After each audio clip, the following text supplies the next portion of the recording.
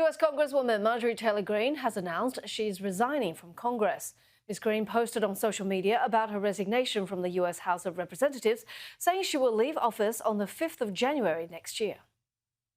I do not want my sweet district to have to endure a hurtful and hateful primary against me by the president that we all fought for. I believe in term limits and do not think Congress should be a lifelong career or an assisted living facility.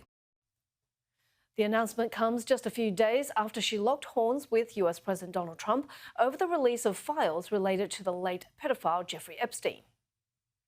Standing up for American women who were raped at 14 years old, trafficked and used by rich, powerful men should not result in me being called a traitor and threatened by the President of the United States, whom I fought for.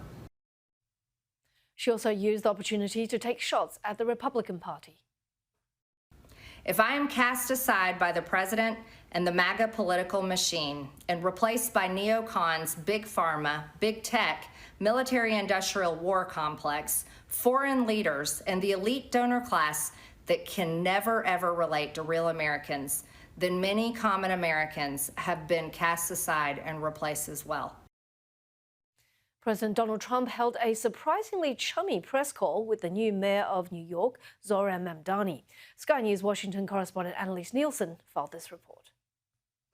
It's often said politics makes strange bedfellows, and today's meeting between President Donald Trump and the mayor-elect Zohran Mamdani is an excellent example of just that. These two politicians have previously hurled insults at each other.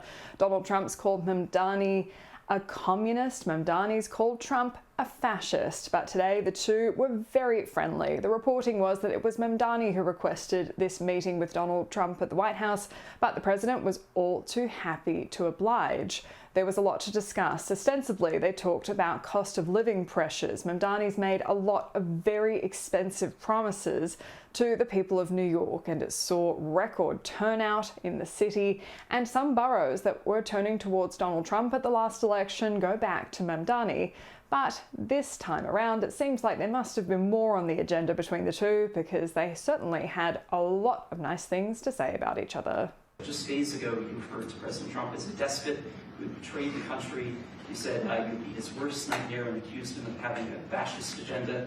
Are you planning to retract any of these remarks in order to improve your relationship? I think both President Trump and we are very clear about our positions and our views, and what I really appreciate about the president is that the meeting that we had focused not on places of disagreement, which there are many, and also focused on the shared purpose that we have in serving New Yorkers.